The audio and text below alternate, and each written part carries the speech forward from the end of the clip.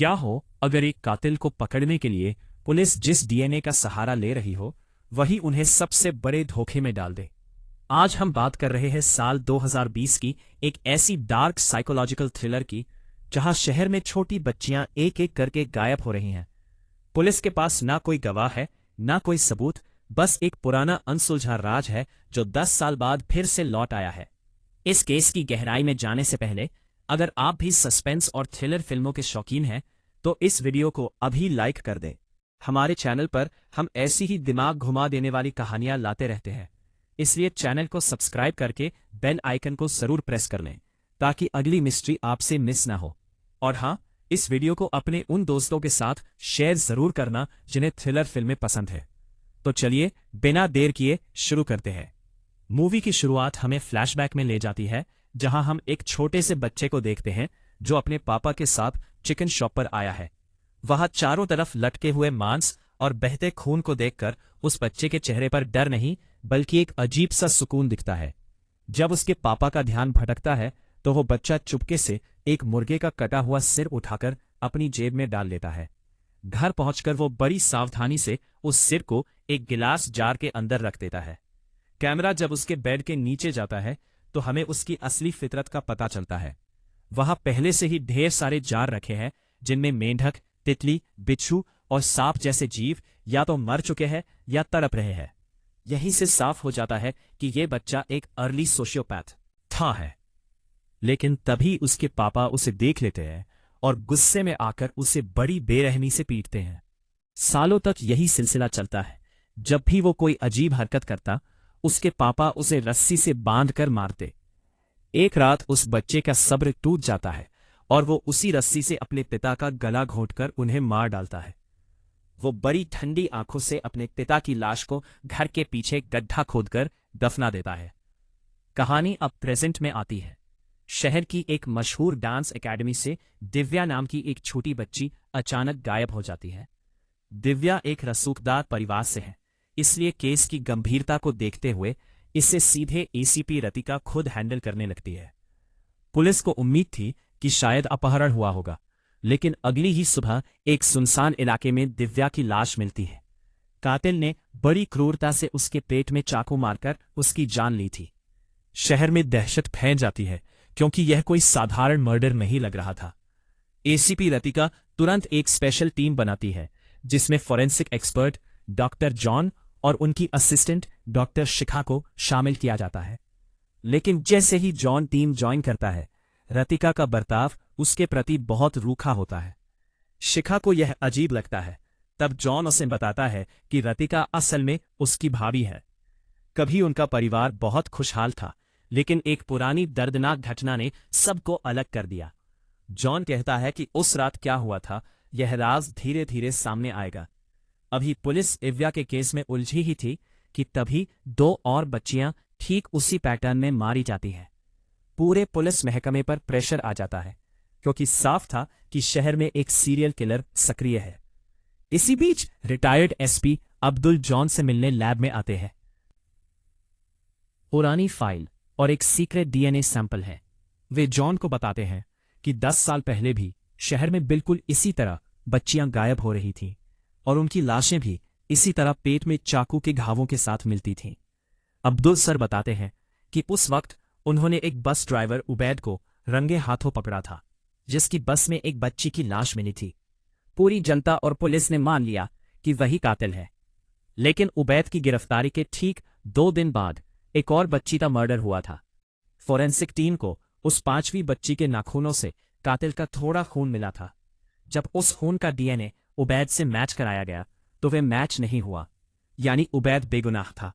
लेकिन सिस्टम ने अपनी साख बचाने के लिए इस सच को दबा दिया और उबैद को ही गुनहगार मानकर केस बंद कर दिया गया। अब्दुल सर जॉन को वो पुराना डीएनए सैंपल देते हुए कहते हैं कि अगर आज के मर्डर्स का डीएनए इस पुराने सैंपल से मैच हो गया तो इसका मतलब होगा कि असली कातिल वही है जो 10 साल पहले आजाद घूम रहा था। जब जॉन और शिखा अब्दुल सर को छोड़ने बाहर आते हैं तो उन्हें एक और झटका लगता है। अब्दुल सर की कार का ड्राइवर कोई और नहीं बल्कि वही उबैद है। जेल से छूटने के बाद उसे कहीं काम नहीं मिला तो अब्दुल सर ने उसे अपने पास रख लिया। कातिल के खून की थोड़ी सी मात्रा 5वीं विक्टिम के नाखूनों में मिली थी। फिर डॉक्टर पहले 4 विक्टिम लड़कियों के शरीर से मिले पुराने ब्लड सैंपल्स का डीएनए इस 5वीं बच्ची वाले किलर ब्लड से कंपेयर करते हैं। वो सारे सैंपल्स आपस में मैच हो जाते हैं, यानी साफ है जितनी भी बच्चियां मारी गई उन सब का किलर एक ही था और वो असली किलर आजाद घूम रहा था, जबकि पुलिस ने गलत आदमी यानी उबद को जेल में डाल दिया था। लेकिन उस समय यह सच्चाई दबा दी गई क्योंकि लोगों का गुस्सा पुलिस पर बहुत ज्यादा था। पॉलिटिकल प्रेशर बहुत ही भारी था और कोइंसिडेंटली उबैद के गिरफ्तार होने के बाद बच्चियां गायब होना अचानक से बंद हो गई। ऊपर से सामने सबूत बस ड्राइवर की बस में मिली लाश वाला था, तो सिस्टम ने उसी को ऑफिशियली किलर मानकर मामला खत्म कर दिया। अब 10 साल के बाद फिर से बिल्कुल उसी तरह उसी पैटर्न से बच्चियां मारी जा रही हैं। इसीलिए अब्दुल को स्ट्रांगली महसूस होता है कि आज वाला किलर और 10 साल पहले वाला किलर दोनों एक ही इंसान हो सकते हैं। अब्दुल जॉन से कहते हैं कि उनके पास अभी भी वो ओरिजिनल डीएनए सैंपल है जो कि 10 साल पहले 5वीं बच्ची के नाखूनों से मिला था। वो सैंपल जॉन को देकर कहते हैं, अगर तुम्हें कभी किसी नई विक्टिम के शरीर से कोई फॉरेन डीएनए मिले तो सबसे पहले इसे उसी से मैच करना।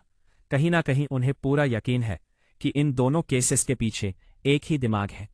जॉन और शिख उन्हें दरवाजे तक छोड़ने आते हैं, यही उन्हें बड़ा झटका लगता है।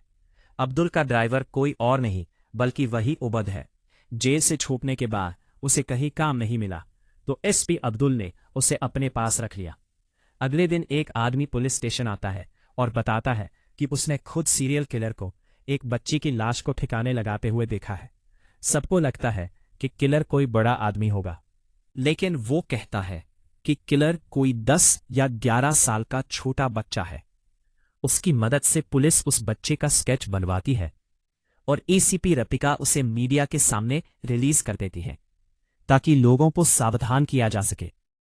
इसके बाद हम मिलते हैं साइकेट्रिस्ट डॉक्टर अल्फोंसो से। एसीपी रतिका की बेटी नैना बीच बीच में इनके क्लिनिक में थेरेपी लेने आती रहती है। अभी साफ नहीं बताया जाता कि नैना किस वजह से डिप्रेशन में है, लेकिन यह हिंट जरूर मिलता है कि घर में चल रहे मम्मी पापा के झगड़े और टेंशन का असर उस पर पड़ा है। एक दिन एसीपी रतिका खुद डॉक्टर अल्फोंसो से मिलने आती है, ये जानने के लिए कि उनकी बेटी मेंटली ठीक हो रही है या नहीं। डॉक्टर उन्हें भरोसा दिलाते हैं कि सेशंस अच्छे चल रहे हैं और कुछ ही महीनों में नैना काफी नॉर्मल हो जाएगी। फिर डॉक्टर अल्फोंसो खुद बात को बदलते हैं और कहते हैं, कल आपने मीडिया में जिस बच्चे का स्केच दिखाया था, मुझे लगता है कि मैं उसे जानता हूं। वो एसीपी को 2 फोटो दिखाते हैं जिसमें वही बच्चा है जो स्केच जैसा दिख रहा था। वो बताते हैं कि कुछ साल पहले इस बच्चे को जुनाइल होम से काउंसलिंग के लिए उनके पास लाया गया था। उसका नाम था रूबिन।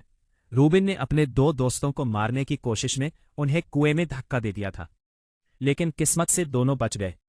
इस थोड़े समय के बाद डॉक्टर अल्फोंसो को अपने कैंसर के इलाज के लिए जाना पड़ा, तो उन्होंने रूबिन का केस दूसरे क्लिनिकल थेरेपिस्ट डॉक्टर मेनन को ट्रांसफर कर दिया। वो एसीपी रतिका से कहते हैं, आप डॉक्टर मेनन से मिलिए, वो इस रूबिन के बारे में आपको डिटेल में सब कुछ बता पाएंगे। अब एसीपी रतिका डॉक्टर मेनन से मिलने जाती है। डॉक्टर मेनन बताते हैं कि उन्होंने कुछ साल पहले रूबिन की काउंसलिंग की थी। उसे थोड़ा नॉर्मल फील हो, इसीलिए कोर्ट से परमिशन लेकर वो महीने में एक बार उसे अपने घर भी ले जाया करते थे।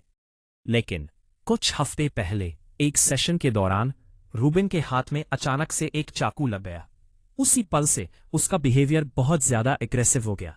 डॉक्टर मेनन कहते हैं कि उन्होंने उसे शांत करने की कोशिश की, लेकिन बात संभलने की बजाय बिगड़ गई।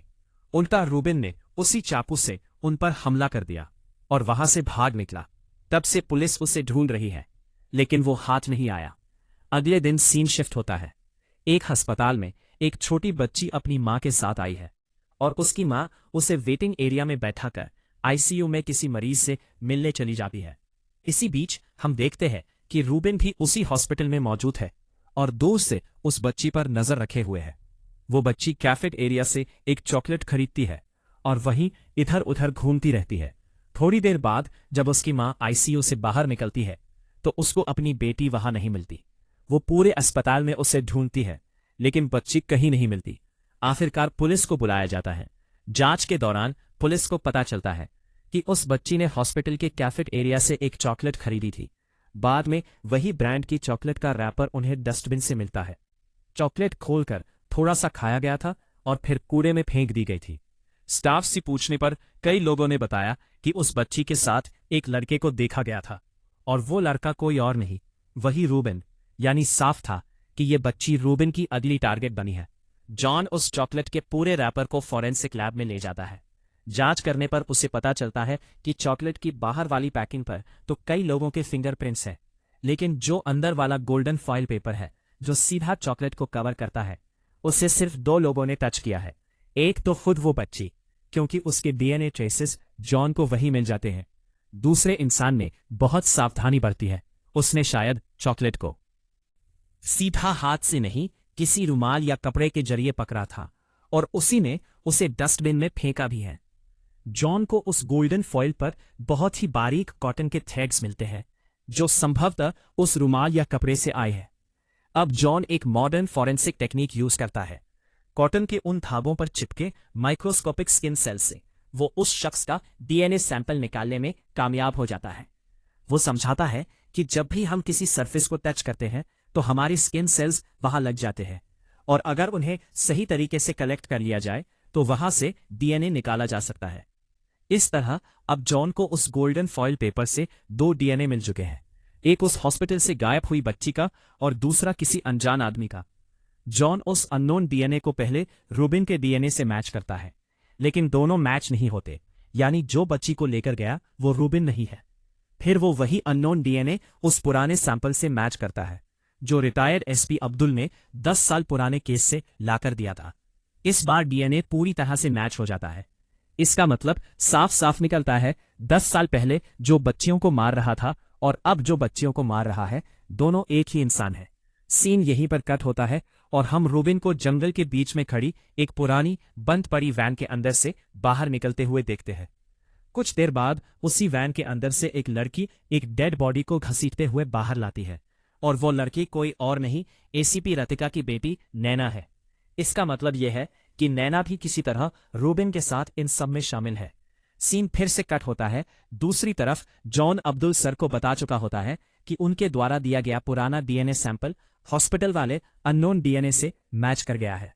इसके बाद जॉन और अब्दुल उस पुराने रिजर्वायर एरिया में जाते हैं जहां 10 साल पहले जमीन के नीचे से 4 बच्चियों की लाशें मिली थी।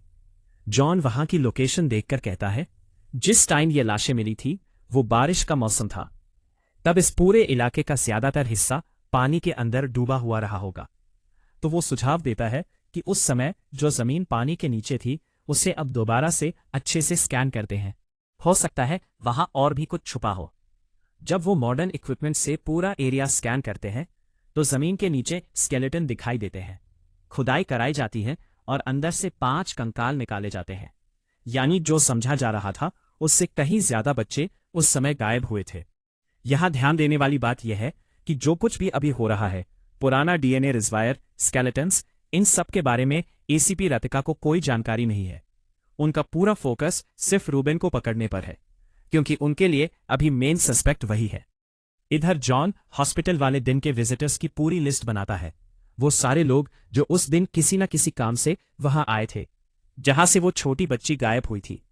इस लिस्ट में बहुत सारे नाम हैं, खुद John, ACP Ratika, Abdul sir, doctor Alfonso और बाकी लोग। जॉन का प्लान साफ है, वो सीक्रेटली इन सब लोगों का डीएनए सैंपल लेकर उसे उस अननोन किलर डीएनए से मैच करेगा। अगर किसी का डीएनए मैच हो गया तो असली खूनी सामने आ जाएगा। इस काम में वो अब्दुल सर और डॉक्टर अल्फांजो दोनों की मदद लेता है, क्योंकि अल्फांजो का क्लिनिक भी उसी हॉस्पिटल में है। पहले ये तीनों खुद के डीएनए को अननोन डीएनए से मैच करते हैं, कोई भी मैच नहीं होता।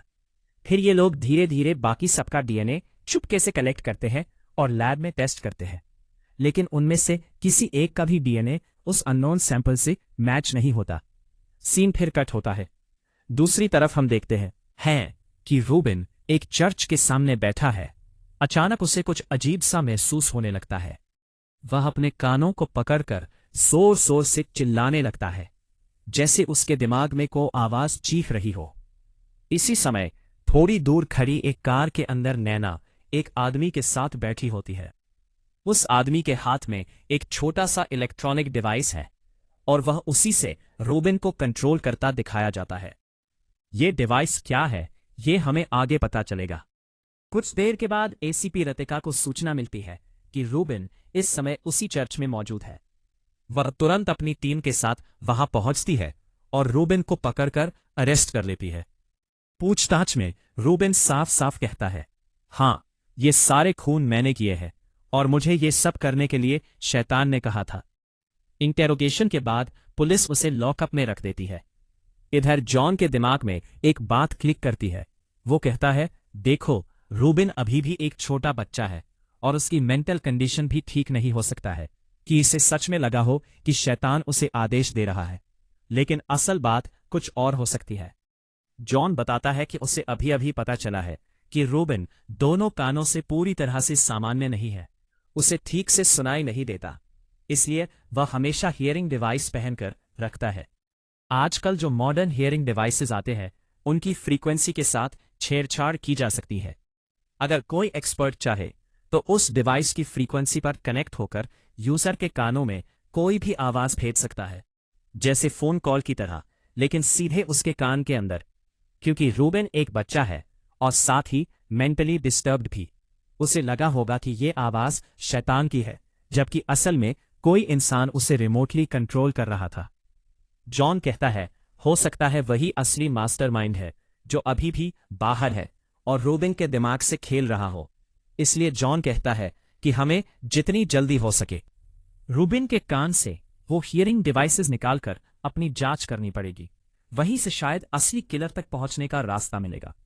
अब जॉन और शिखा का जैसे ही ये शक पक्का होता है कि कोई बाहर बैठा हुआ रूबिन के दिमाग को उसके हियरिंग डिवाइस के जरिए कंट्रोल कर रहा है, तो वो दोनों तुरंत उस पुलिस स्टेशन के लिए निकल पड़ते हैं जहां रूबिन को रखा गया है।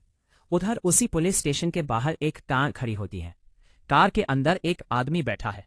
उसके पास रूबिन के हियरिंग डिवाइस का पूरा एक्सेस है। वो डिवाइस के जरिए बार बार रूबिन के कानों में यही वॉइस भेज रहा होता है, तुम ये कह सकते हो, तुम्हें ये करना ही होगा। यानी वो उसे खुद के खिलाफ भड़का रहा है।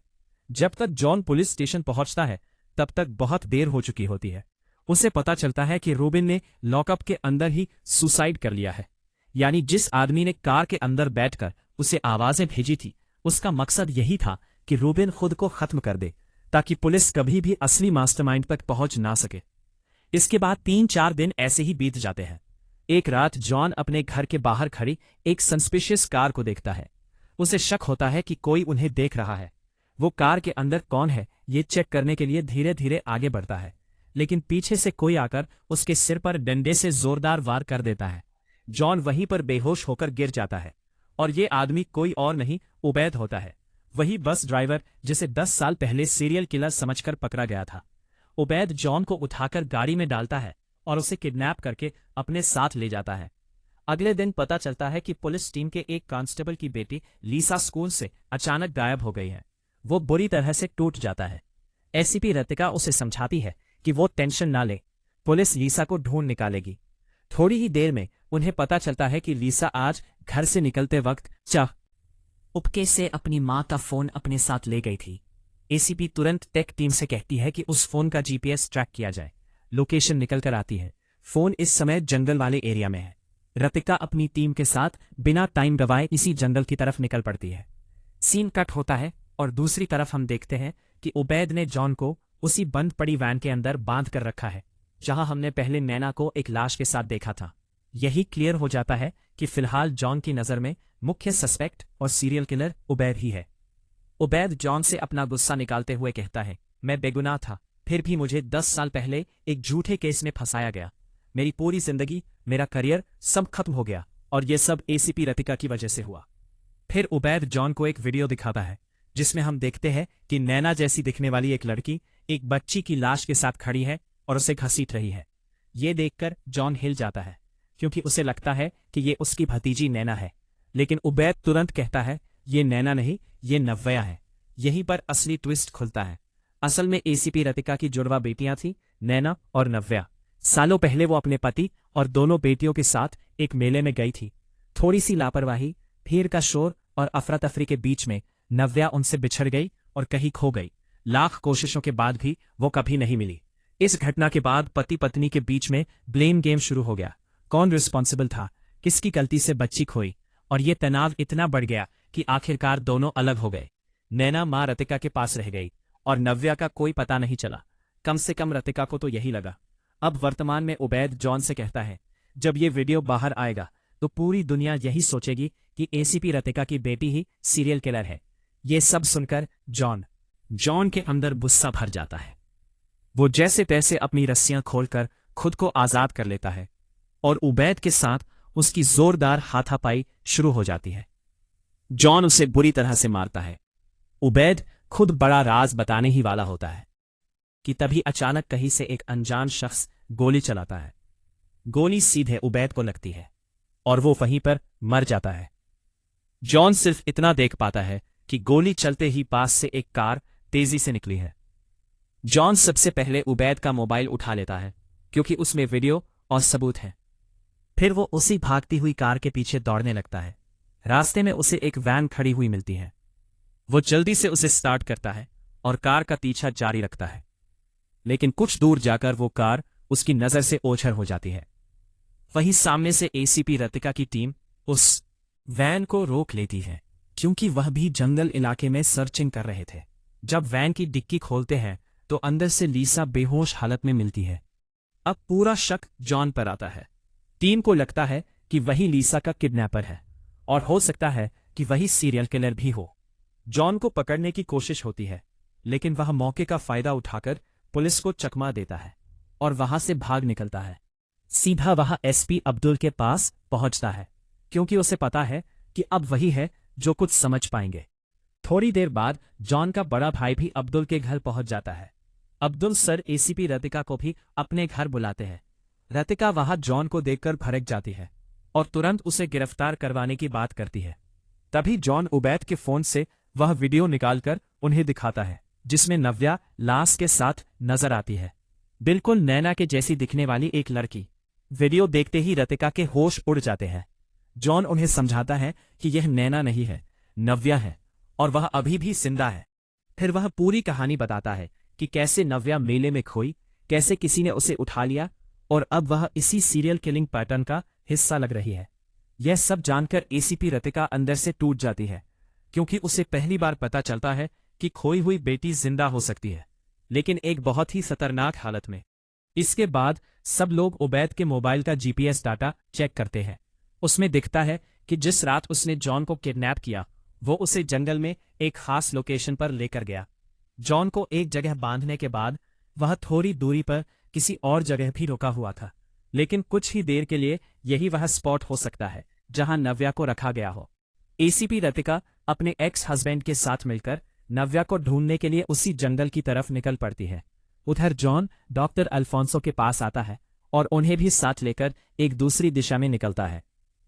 मिमाग में एक और कड़ी जुड़ चुकी है। कुछ समय पहले जो रिजवायर एरिया से 5 स्केलेटन मिले थे, उनकी case file John doctor Alfonso को दिखाता है। उसमें लिखा है उन 5 कंकालों में से 4 तो छोटी बच्चियों के थे, लेकिन एक स्केलेटन किसी बड़े आदमी का था। जॉन कहता है कि जब उसने उस बड़े स्केलेटन को डिटेल में स्टडी किया तो उसे हड्डियों के पास की मिट्टी में फर्क दिखा।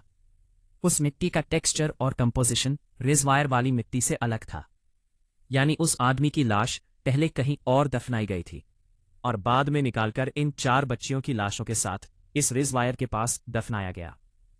फोरेंसिक एनालिसिस से जॉन को पता चलता है कि उस फॉरेन सॉइल का सोर्स रिजवायर से कुछ किलोमीटर दूर वाले इलाके में मिलता है, यानी वहां कोई ऐसी जगह है जो इस पूरे केस से जुड़ी है और वही शायद इस कहानी का अगला बड़ा लिंक है। उधर जॉन और डॉक्टर अल्फोंसो जिस मिट्टी की रिपोर्ट पर बात कर रहे थे वो उसकी डिटेल में जाते हैं। उस रिजवायर के पास वाली मिट्टी एक और जगह की मिट्टी से मैच होती है। जॉन बताता है कि 19s में उस एरिया में एक छोटा सा गांव हुआ करता था। फिर वहीं पास में एक केमिकल फैक्ट्री खुली। शुरुआत में गांव वालों को लगा कि सबके घर में नौकरी आ गई, उनकी लाइफ सेट हो जाएगी, लेकिन कुछ ही सालों में सच सामने आने लगा। फैक्ट्री से निकाल रहा टॉक्सिक केमिकल खेतों की मिट्टी खराब कर रहा था, जमीन की उर्वरक क्षमता खत्म हो रही थी और पास की नदी का पानी भी जहरीला होता जा रहा था। गांव वाले विरोध में उतर आए, प्रोटेस्ट शुरू हो गए। तब फैक्ट्री मालिक ने सोचा कि प्रोटेस्ट ही नहीं रहेगा तो प्रॉब्लम ही नहीं रहेगी। उसने पूरा गांव ही खरीदने का फैसला कर लिया। सबको उनके घरों और जमीनों की मोटी कीमत दी गई। ज्यादातर गांव वाले घर बेचकर कहीं और शिफ्ट होने के लिए राजी हो गए। जॉन कहता है कि जब उसने उस वक्त वहां रहने वाले गांव वालों की पूरी लिस्ट निकाली, ही जाना पहचाना लगा वो नाम किसी और का नहीं, खुद डॉक्टर अल्फांसो का था। फिर जॉन साफ साफ बोलता है कि जब ये जमीन बेचने की बारी आई, उसी समय तुम्हें अपने पापा की लाश का ख्याल आया।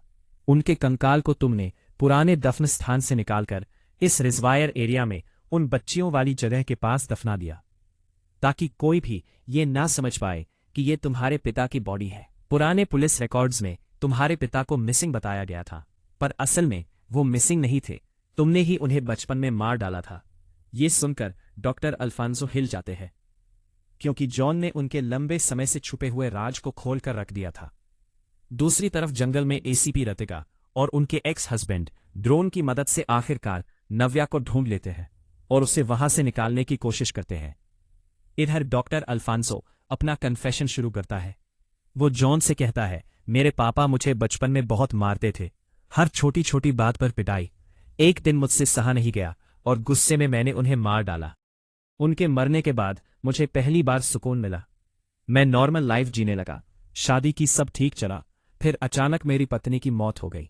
मैं अकेला रह गया, पर मैंने अपने बेटे को बहुत प्यार से पाला ताकि उसे वो दर्द कभी ना महसूस हो जो मैंने अपने बचपन में देखा था। कुछ समय के बाद मुझे पता चला कि मुझे ब्लड कैंसर है। ये सुनकर मैं अंदर से पूरी तरह से टूट गया। मेरा हिंसक बचपन, मेरे पापा, मेरी गलती, सब कुछ दिमाग में घूमने लगा। मैं पूरी तरह से अंदर से होलो हो चुका था। जब मैं छोटी छोटी बच्चियों को अपने माता पिता के साथ हंसते खेलते देखता तो मुझे अपना बचपन याद आ जाता, जो कि सिर्फ दर्द और डर से भरा हुआ था। पहली बार जब मैंने किसी बच्ची को मार डाला तो मुझे एक अजीब सा सुकून मिला, जैसे मेरे अंदर जमा सारा गुस्सा बाहर निकल रहा हो। फिर मैं एक के बाद एक बच्चियों को मारता रहा। पुलिस कभी मुझ तक नहीं पहुंची और मैं ये सब हमेशा अपने बेटे से छुपाता रहा, उपकार करता था। फिर वो आगे बताता है कि जिस दिन वो अपने बेटे को स्कूल छोड़ने जा रहा था, उसकी गाड़ी में पहले से ही एक बच्ची की लाश पड़ी थी, जिसे वो बाद में ठिकाने लगाने वाला था। रास्ते में उसने देखा कि आगे एसीपी रतिका पुलिस टीम के साथ खड़ी होकर हर गाड़ी की चेकिंग कर रही है। उसे डर लगा कि अगर पुलिस ने कार चेक की तो लाश मिल जाएगी और सब खत्म हो जाएगा। इसलिए उसने चुपचाप गाड़ी को रिवर्स किया, वहां से हटकर पास के एक खाली एरिया में चला गया जहां एक स्कूल बस खड़ी हुई थी। मौके का फायदा उठाते हुए उसने अपनी कार से बच्ची की लाश निकाली और बस के अंदर रख दी और वहां से निकल गया। अब हमें समझ में आता है कि 10 साल पहले जिस बस ड्राइवर उबैद की बस से बच्ची की लाश मिली थी, वो लाश वहां कैसे पहुंची। असल में वो डॉक्टर अल्फांसो द्वारा रखी गई थी। उबैद सच में बेगुनाह था। डॉक्टर अल्फांसो आगे बताते हैं कि उनका कैंसर ट्रीटमेंट बाद में सफल हो गया, वो पूरी तरह से ठीक हो गए। ये खबर सुनकर वो खुद भी खुश हो गए, लेकिन ये खुशी ज्यादा दिन नहीं चली। एक दिन उनका बेटे गलती से उस कमरे में चला गया जहां अल्फांसो छोटी बच्चियों को मारते थे। कमरे में चारों तरफ खून ही खून था और एक बच्ची की डेड बॉडी पड़ी हुई थी। ये दृश्य देखकर बच्चा बुरी तरह से डर गया। वो भागने के लिए कमरे से निकला, तभी उसे दरवाजे पर अपने ही पिता डॉक्टर अल्फांसो खून से सने कपड़ों में दिख गए। वो उन्हें देखकर घबरा गया। पीछे हटते हटते उसका पैर फिसला और वो ऊपर से नीचे गिर गया। गिरने की वजह से वही उसकी मौत हो गई। डॉक्टर अल्फांसो कहता है, ये सब सिर्फ इसीलिए हुआ क्योंकि उस दिन एसीपी रतिका गाड़ियों की चेकिंग कर रही थी। अगर वो चेकिंग नहीं करती तो मुझे जल्दबाजी में लाश बस में नहीं रखनी पड़ती। मेरा बेटा शक ना करता और वो कभी उस कमरे तक नहीं पहुंचता। इसलिए मैंने ठान लिया कि मैं उससे बदला लूंगा। मेले में मैंने उसकी एक बेटी नव्या को उठा लिया और उसे अपने पास रखकर पाला, ताकि आगे चलकर मैं उसी को उसके खिलाफ इस्तेमाल कर सकूं। मैंने ही रूबिन के हियरिंग डिवाइस में छेड़छाड़ की थी। उसकी फ्रीक्वेंसी हैक करके उसके कान में आवाजें भेजी ताकि उसे लगे कि शैतान उससे बात कर रहा है और उसे मर्डर करने को बोल रहा है।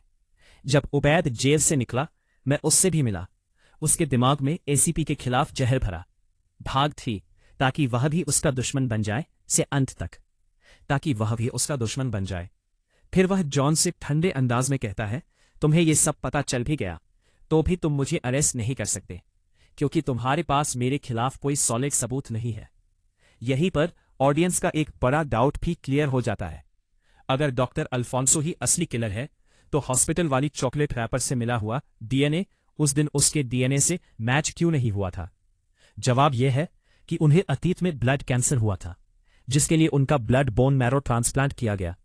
बोन मैरो बदलने से उनके खून में जो डीएनए सर्कुलेट कर रहा है वो असल में उस डोनर का डीएनए है, लेकिन उनके स्किन सेल्स, बाल, नाखून और बाकी बॉडी टिश्यूज में उनका पुराना ओरिजिनल डीएनए ही मौजूद है। मतलब अभी डॉक्टर अल्फोंसो के शरीर के अंदर दो अलग अलग डीएनए एग्जिस्ट कर रहे हैं, एक ब्लड में डोनर वाला और बाकी टिश्यूज में उनका खुद का। ऐसे रेयर केस को फोरेंसिक साइंस में काइमेरिज्म जैसा फिनोमिनन माना जाता है। उस दिन पुलिस ने जो डीएनए टेस्ट किया था वह उनके ब्लड पर आधारित था, इसीलिए वह किलर के डीएनए से मैच नहीं हुआ।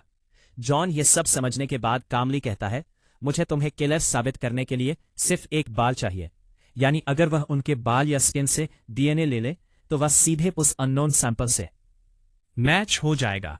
यह सुनकर डॉक्टर अल्फोंसो समझ जाते हैं कि अब वह सच में फंस चुके हैं। वो मूविंग कार में ही जॉन पर हमला कर देते हैं। दोनों के बीच गाड़ी के अंदर जोरदार झड़प होती है। फाइट के दौरान जॉन स्मार्टली उनका सीट बेल्ट खोल देता है। हाथापाई के बीच में गाड़ी अनकंट्रोल होकर सड़क के किनारे खड़ी एक जेसीबी से टकरा जाती है। टक्कर लगते ही बिना सीट बेल्ट के बैठे डॉक्टर अल्फोंसो कार से उछलकर बाहर गिरते हैं और बुरी तरह चोट लगने की वजह से उनकी मौत हो जाती है। जॉन सीट बेल्ट लगे होने की वजह से गाड़ी पलटने के बाद भी बच जाता है। फ्लैशबैक में हमें दिखाया जाता है कि यह सीट बेल्ट वाला मूव जानबूझकर किया गया था। जॉन ने पहले ही सोचा था कि अगर कार क्रैश होती है तो अल्फोंसो बाहर जा गिरेंगे और वह खुद सेफ रहेगा। डॉक्टर अल्फोंसो की मौत के साथ ही असली सीरियल किलर की कहानी यहीं खत्म हो जाती।